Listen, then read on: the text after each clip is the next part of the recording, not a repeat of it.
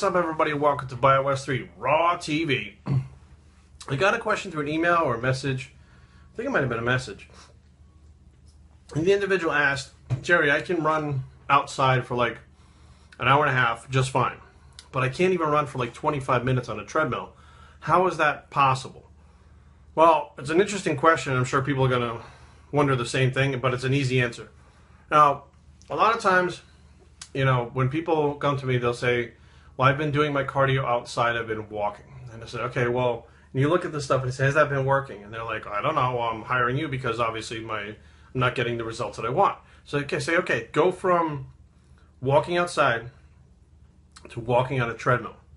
Same amount of time, except set the speed to where it would be whatever pace you walk, excuse me, and then just go, do the time like that. So they switch from the walking outside or running outside to on the treadmill.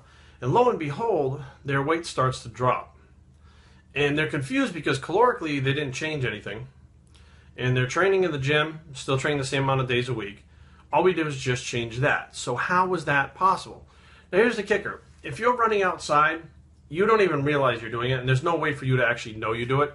Even if you're keeping pace to like a song on your, your iPod, you're not keeping the pace. You slow down and speed up according to how your body feels. So if you're running down the street and you're starting to get tired, you do slow down, although you perceive the effort as being the same.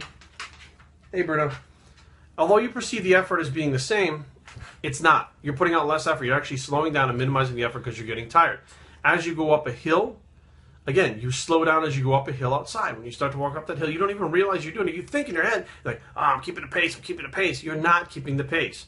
It's not the same. So you basically are adapting your speed and intensity to the terrain and your tiredness that's going on outside, which will, if you're slowing down the pace and you're dropping the intensity, you're going to be able to go longer. Which means outside you'll be able to do that hour, 20 minutes or whatever it is. Now you go onto a treadmill, even if you're walking, just walking on a treadmill, you set that at like, a lot of people laugh because I set it at like 2.5, and they go, Jerry, that's really fucking slow. Right, but it's 2.5 consistently on a 3% incline. Consistently. That's completely different than when you're outside walking on the road or in the hills or whatever the fuck you're doing. Now, some people may say, oh, well, I'm walking the hills, I'm getting, up and down, I'm increasing the intensity. No, you think you're increasing the effort, but what's really happening is you slow the pace, you slow the intensity as the hill increases. Now, as you're getting tired, you think you're increasing the intensity, you're actually slowing down to accommodate for that so you can get through it. If you're doing that on a treadmill, you wouldn't get through it. You would actually just fucking stop. You would go into an asthma attack or fall down or whatever the fuck would happen, but you wouldn't be able to keep that same pace on the treadmill as you think you do outside. Now, when you're using a tread or, I also like the elliptical because even that, is you can actually push harder in the elliptical than you are outside or on a bike or whatever you're doing.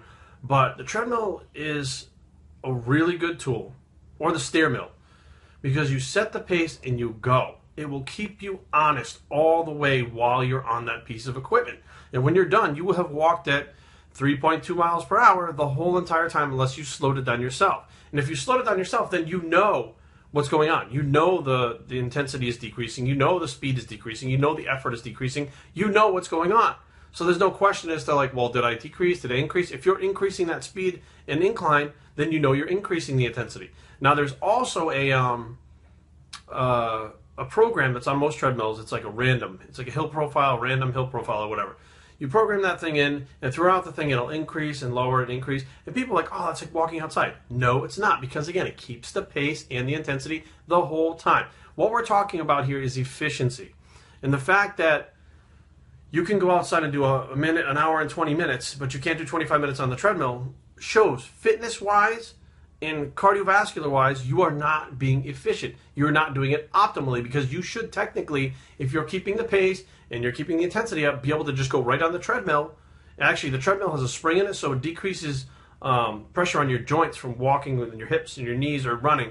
So you should actually have an easier time on the treadmill if cardiovascularly-wise you were fit. However, that's not the case. So you're always going to get those people that go, well, Dorian Yates said that he used to take his dogs for a walk, and that's how, he got ripped for competition. Well, first of all, Dorian Yates is not you, okay? Dorian Yates is a very naturally lean guy. When he was, early 20s, when he started training, he was fucking ripped to shreds already. He didn't start out fat, okay? And at the same time, Dorian Yates was like 300 and something pounds. Moving 300 and something pounds throughout that walk is going to get the different efficiency than what you're doing if you're 180 pounds trying to run. It's a different thing.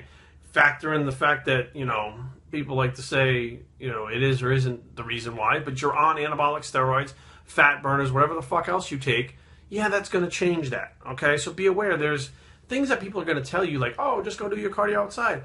There's going to be a point where your body adapts very quickly to what you're doing outside. Now, when you're trying to increase fat loss or cardiovascular efficiency, how do you do that? There has to be a progression. You don't just stay doing 20 minutes for the rest of your life and keep burning fat. You don't just do 15 minutes per, if you're doing the HIIT stuff, 15 minutes or 5 minutes 3 days a week for the rest of your life and you get ripped. That's not how it works. For the people that are already lean, that's how it works. However, for the people that need to get lean that are too fat, that's not how it works. There has to be a progression.